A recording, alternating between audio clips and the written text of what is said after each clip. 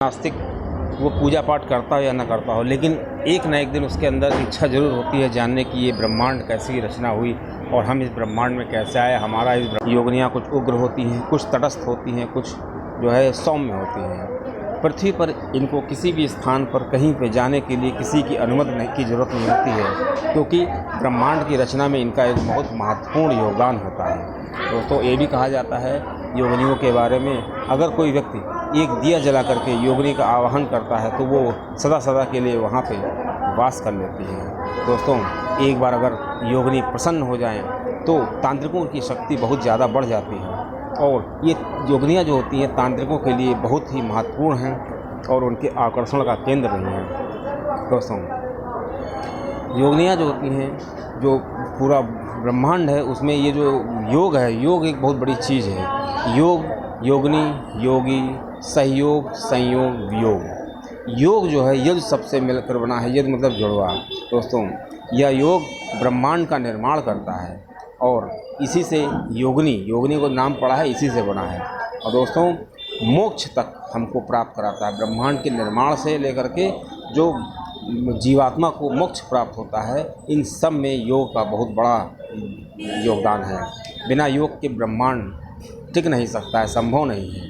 दोस्तों, जब देखा जाए तो प्रकृति जो है वो बहुत ही ज़्यादा विचित्र है और छंदों के योग से ये क्वार बनते हैं और क्वार के योग से परमाणु और परमाणु के योग से अणु बनते हैं और अणु के योग से पदार्थ बनते हैं, पदार्थ से ग्रह बनते हैं और ग्रह से योग से ब्रह्मांड बनते हैं, या कह लीजिए सौरमंडल बनते हैं, फिर गैलेक्सियाँ बनती हैं, उसके बाद ब्रह्मांड बनते हैं। दोस्तों, इस क्रिया में योग का बहुत बड़ा महत्व है। अब दोस्तों, इस योग में दो तत्व विद्यमान होते हैं, पुरुष तत्व और प्रकृति तत्व। मतलब पुरुष तत्व जो है वो शिव तत्व है और प्रकृति तत्व जो है शक्ति तत्व है। दोस्तों, शिव ने प्रकृति के योग को आदि योगी कहा जाता है, इसीलिए श्री शिव जी को आदि योगी कहा जाता है। दोस्तों, जो प्रकृति के वो योग हैं उनको महामाया या योग माया कहा जाता है। दोस्तों, इस प्रकार 64 पुरुष जो है वो योग से और 64 जो महाविद्याएँ हैं वो या योगनियाँ हैं वो शक्ति के योग से उत्पन्न हुई। दोस्तों, पुरुष प्रधान 64 योगनियाँ होती हैं, इनको जो भैरव कहा जाता है, जो पुरुष प्रधान है, और जो शक्ति प्रधान है या प्रकृति प्रधान है 64 योगनियाँ, इनको जो है इनको योगनियाँ कहा जाता है। दोस्तों, इस प्रकार जो भैरव हैं वो पुरुष प्रधान 64 योग हैं भैरव, उनको भैरव कहा जाता है। अब दोस्तों, ये बहुत ही अब दिलचस्प बात हो गई कि ये जो भैरव और जो योगनियाँ हैं इनका और क्या रहस्य है। दोस्तों, भैरव का मतलब होता है भय उत्पन्न करने वाले, जो भय उत्पन्न करते हैं, और पुरुष और प्रकृति इन दोनों से इनका सम्मिलित रूप है। और दोस्तों, डमरू जो है वो पुरुष और प्रकृति इनका सम्मिलित रूप के नाम से जाना जाता है।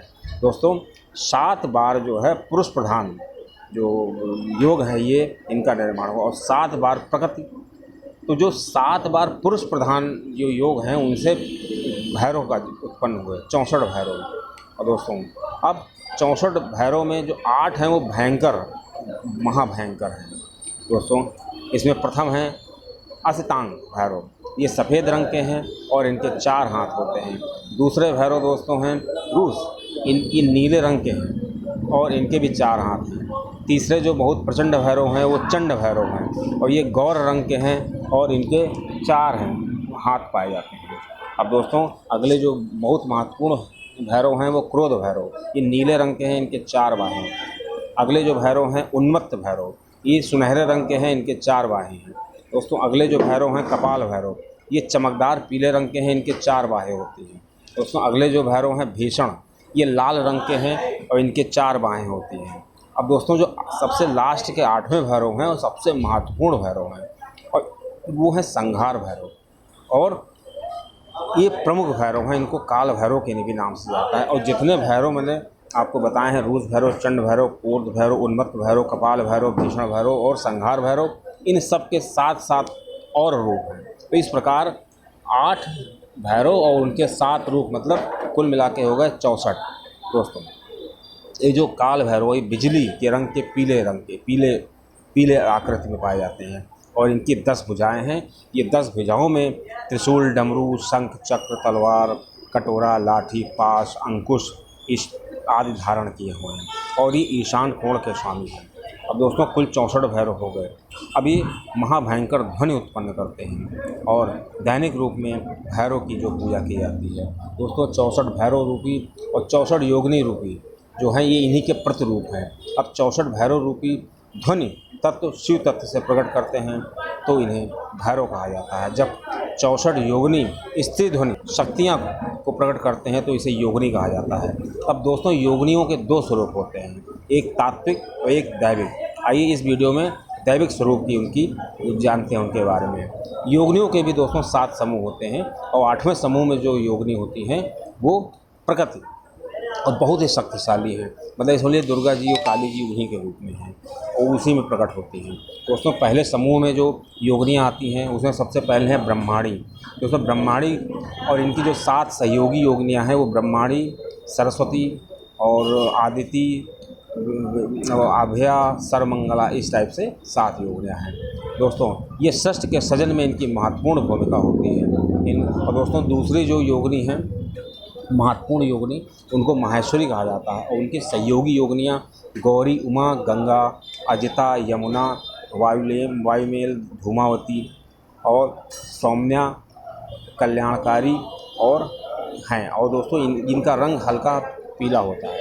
दोस्तों तीसरे समूह की जो योगिनी होती हैं वो कौमारी हैं और ये मोर पर विराजमान होती हैं। इनकी जो सहयोगी योगिनियाँ हैं नर्मदा, योषा, कामायनी, स्तुति, सुभद्रा और ज्वालामुखी, अग्नेयी, उग्र, और ये बहुत ही उग्र हैं और ये सात्विक हैं। दोस्तों अभी तक जो मैंने आपको योगिनियाँ बताई हैं वो सभी बहुत ही सात्विक हैं, मतलब इनकी सात्विक तरीके से पूजा की जा सकती है। अब दोस्तों जो अगली जो चौथी योगिनी है महत्वपूर्ण वो वैष्णवी हैं और दोस्तों वैष्णवी जो है ये विष्णु जी का प्रतिरूप हैं और इनकी जो सहयोगी योगिनियाँ हैं वो लक्ष्मी, वारुणी, विंध्यवासिनी, कावेरी, विषजा, नारायणी, ये नीले रंग की हैं और ये राजसिक प्रवृत्ति हैं। राजसिक प्रवृत्ति मतलब ये तामसिक प्रवृत्ति नहीं है, ये धन देने वाली देवियाँ होती हैं। दोस्तों अगली जो योगिनी है वो वाराही। दोस्तों वाराही को विरूपा भी कहा जाता है और इनके जो सहयोगी हैं वो बेताली, जलकारिणी, भालुका, सरसया, विनायकी। इनका रंग सुनहरा है और ये राजसिक प्रवृत्ति है। दोस्तों अभी तक जो मैंने आपको बताया है पहले सौम्य थी फिर राजसिक प्रवृत्ति थी।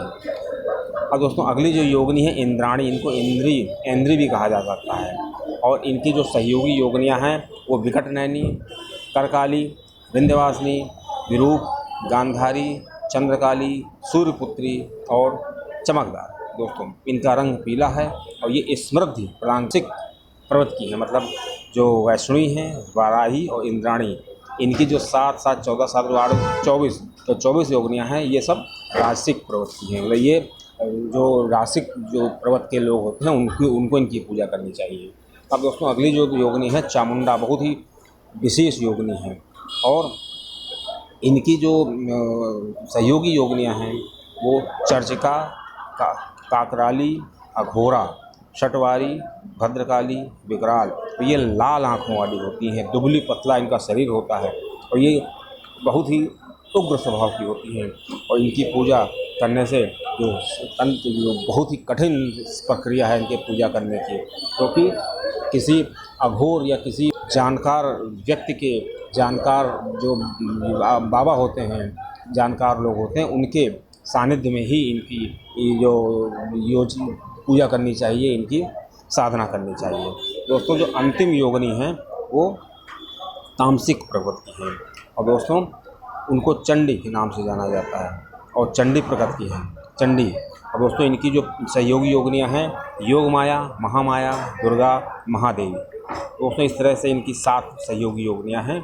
ये 10 भुजाओं वाली होती है और दोस्तों ये नरसंहारा होती है और महाकाल, महामाया, घटावास, ये सब इनके जो सहयोगी योगिनियाँ हैं ये बहुत ही उग्र स्वभाव की होती हैं और बहुरूपा।